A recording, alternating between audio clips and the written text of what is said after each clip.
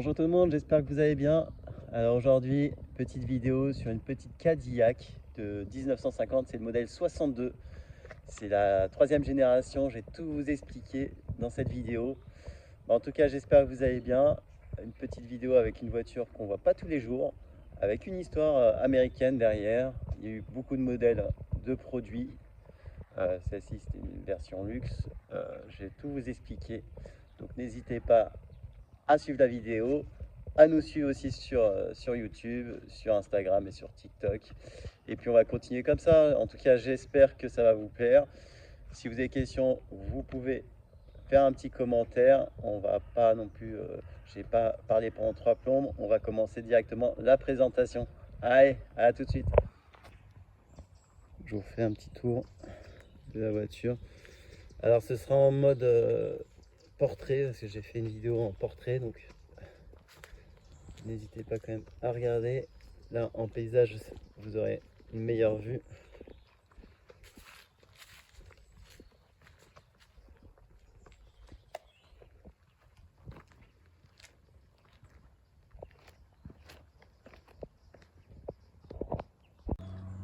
Donc modèle 62, comme je vous disais, il y avait 7 générations de modèle 62.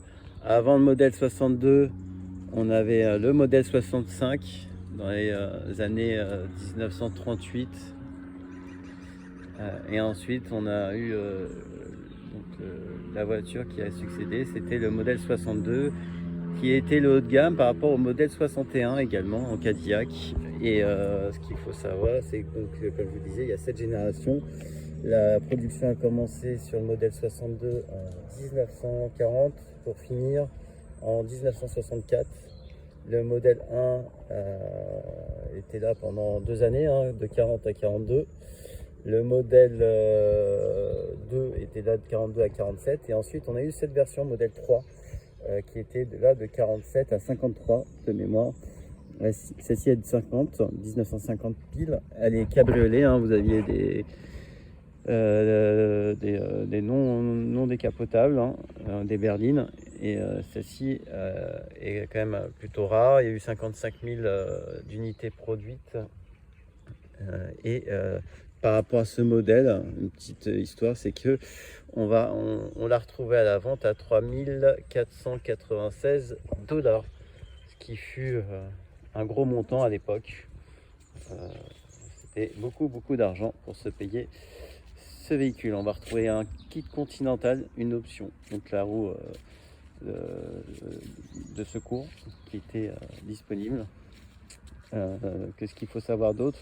C'est que oui, qu'il y avait cette génération, et donc après il y a eu d'autres générations jusqu'à la 7e génération où vous allez voir que les modèles sont différents. On va retrouver jusqu'à la 5e génération ce profil arrondi avec le capot arrondi, cette ligne. Le modèle 3, l'avantage c'est qu'on va retrouver quand même des chromes en bas de panneaux de porte, ce qu'il n'y avait pas sur les modèles avant. Il y avait aussi les feux anti-brouillard qui ont été arrondis, alors qu'avant non. Et en fait, les meilleures années, c'était de 40 jusqu'à 55 à peu près, la 3e génération. Et donc, ouais, c'était le haut de gamme. Ensuite, sur les générations d'après, le 4e modèle était correct, et c'est à partir du 5e, 6e où on va retrouver une calandre avant qui va s'aplatir. C'est une voiture qui va être beaucoup plus plate, moins en forme, moins féminin finalement, moins arrondi et moins entre guillemets sensuel ou subtil, comme vous voulez. Mais c'est une voiture qui sera, à mon goût, moins jolie. Donc c'était plutôt dans les années 60 où elle a un peu perdu de son élégance. Voilà. Modèle donc 3, capote électrique en 1950. C'est incroyable. On a, je m'en profite parce que le capot est ouvert, 5,7 litres. Il y avait 150 chevaux au niveau de la Cadillac pour traîner plus de 2 tonnes. Donc ça avance pas non plus beaucoup. C'est une voiture où il faut avoir des bras, c'est très grand, donc il faut savoir quand même conduire. Donc quand même un gros bloc moteur. On a mis un petit ventilateur, radiateur, parce que la chauffe l'été c'est un peu compliqué. Mais voilà, 5 litres 7, très beau moteur. Qu'est-ce que je peux vous dire d'autre? Hop, on a le petit klaxon qui va bien. Je vais refermer un peu, histoire de vent. Comme ça, elle a de la gueule. Donc flanc blanc. Un coffre gigantesque. Je vais essayer de vous... Ah ouais, mais j'ai pas les clés. Vous voyez le petite astuce là? C'est une petite poignée pour ouvrir. Et pour information, l'essence, il voulait aussi tout dans la discrétion. Il fallait rentrer l'essence par le feu arrière gauche. Ça, il y a certaines personnes qui connaissent, mais pas tout le monde. Petite jupe arrière au niveau des pneumatiques, histoire de cacher. Alors c'était vraiment un canapé à la base, un vrai canapé. Les gens allaient au cinéma avec, regarder le cinéma à plein air. Donc on a quand même pas mal d'espace. Bon, là on est sur de la sellerie rouge, plutôt en bon état. On va faire un maillage, c'est pour ça qu'il y a un bouquet. Petite horloge avec une petite boîte à gants. Il y avait même l'autoradio à l'époque. Bon, ça c'est nous, on l'a rajouté, c'est pour la température, pour vérifier aussi la température, c'est hyper important. Et donc là on a tout ce qui est à la base, l'essence, donc le réservoir, la température, le kilométrage, on est en miles, la batterie et la pression d'huile. Après au niveau de la conduite, vous avez que 2 pédales, c'est une automatique, et le levier de boîte automatique est ici. Donc là vous avez notre drive, donc DR pour drive, LO pour vitesse lente et R pour marche arrière. Donc après on avait donc tout ce qui est ça c'est le capot avant. On a là on a remis le klaxon ici. Normalement le klaxon est au niveau du volant, mais là il fonctionne plus. Et là on a des petites manettes pour la capote. La capote qui est sur la droite. On a aussi le ventilateur. Donc là il faut juste insérer les clés. Comme ceci, vous mettez la clé, vous tournez la clé et vous appuyez sur ce petit bouton pour démarrer. Ici on a tout ce qui est chauffage, pour changer la température. Et c'était très basique. Très basique comme véhicule. Donc les vitres manuelles. Et là, on a la petite vitre également. Bon, ça ne fonctionne pas malheureusement. Et la poignée pour la porte. Frein à main, bien entendu, le petit frein à main qui est ici. Voilà, c'est vraiment une voiture où il n'y a pas beaucoup d'options, mais qui a beaucoup de gueule. Et pour ma part, je trouve que cette génération 3, bon, la première, la deuxième est bien réussie. La troisième, celle-ci est vraiment pour moi avec l'extérieur, l'intérieur, franchement, c'est l'une des plus belles réussites des générations. Il y a la 4 qui est pas trop mal également. Mais franchement, elle a une gueule. Après, vu qu'elle est très lourde, il faut se méfier, comme je vous l'ai dit, à la conduite. C'est très confortable, c'est un tapis volant. La sellerie, c'est un vrai canapé. C'est vraiment une merveille. Après, ça demande beaucoup d'entretien. Le moteur, il chauffe beaucoup, je vous dis. Voilà, faut faire très attention. C'est pas une voiture qu'on utilise tous les jours, bien entendu. On évite d'aller sur Paris avec parce que c'est très compliqué.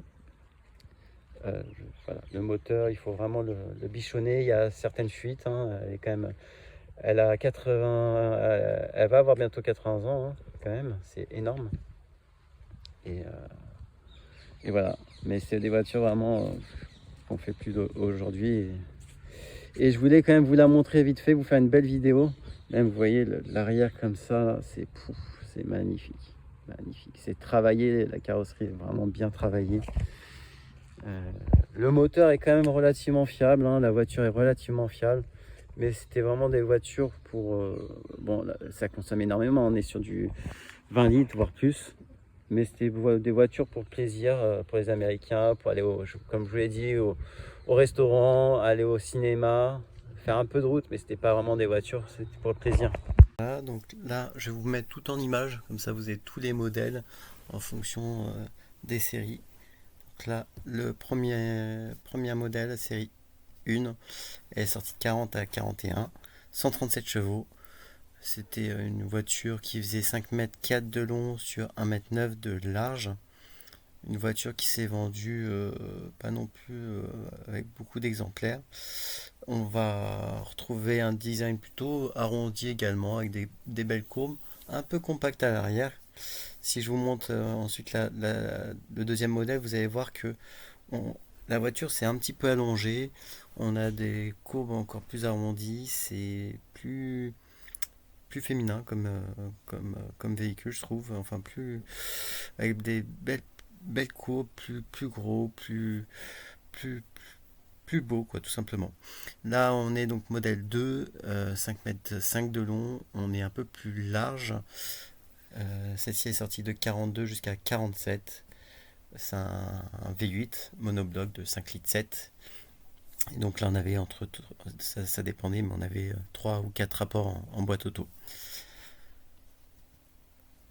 Voilà, donc pour la série, on va passer à la suivante, le modèle 3. Elle est sortie de 48 à 53. On a eu 92 500 exemplaires vendus.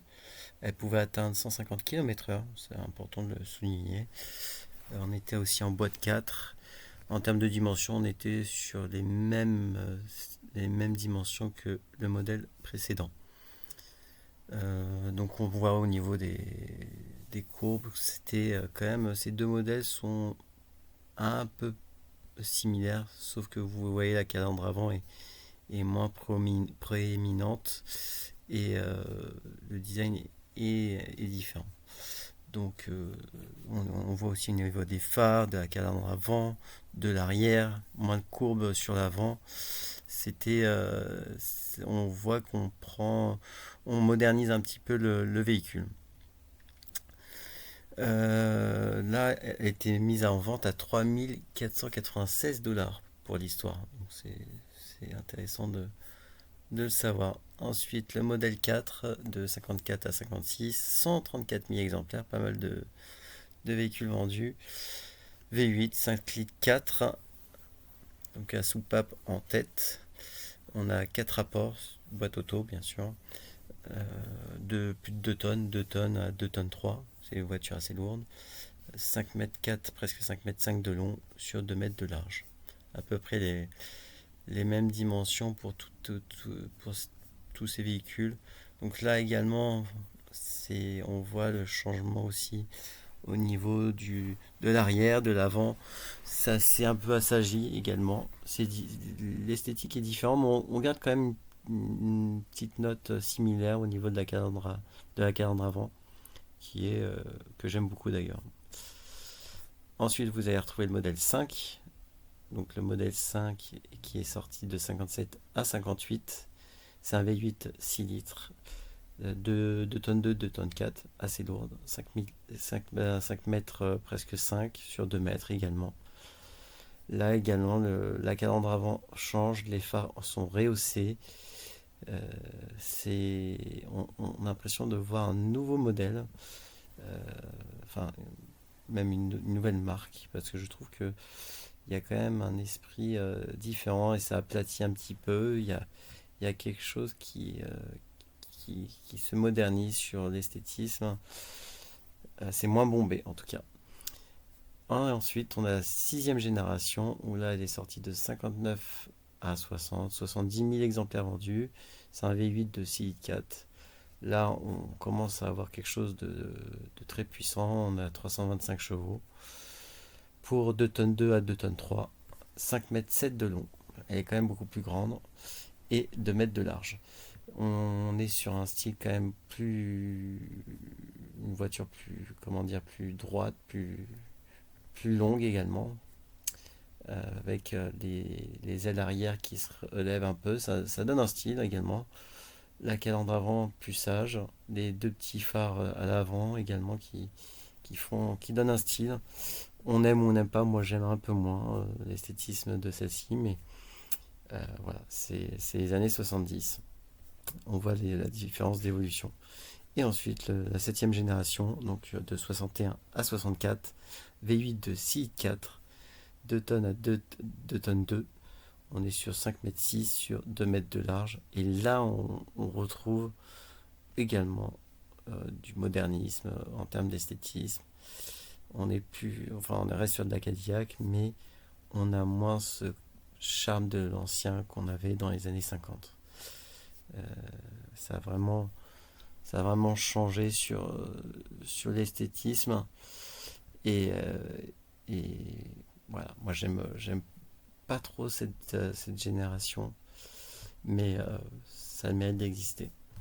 Voilà pour tous les modèles et au moins vous les avez vus. Vous vous rendez compte, c'est une forme incroyable.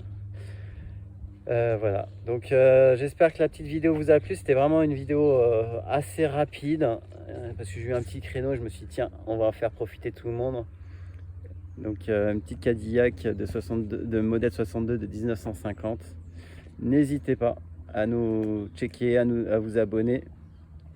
Je vais reprendre les vidéos parce que j'avais un peu arrêté.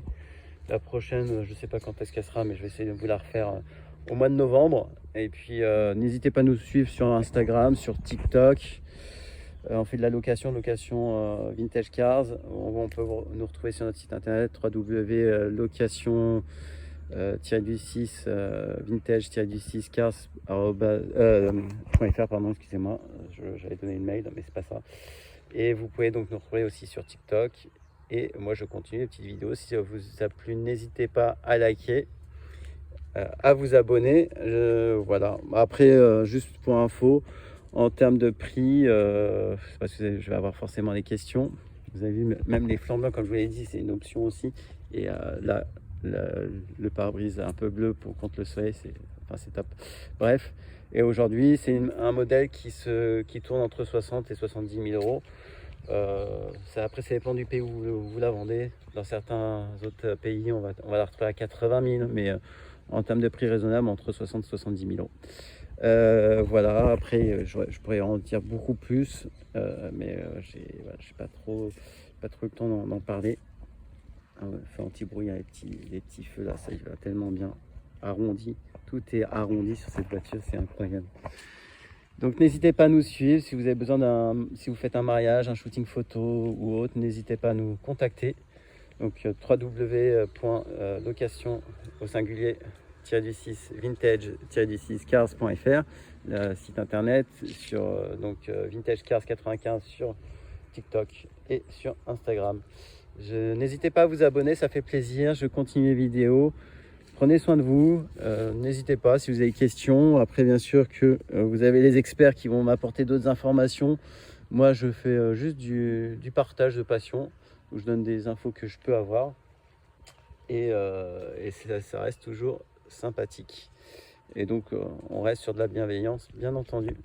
Donc, merci en tout cas d'avoir regardé la vidéo. Je vous dis à bientôt. Prenez soin de vous. À plus. Ciao, ciao.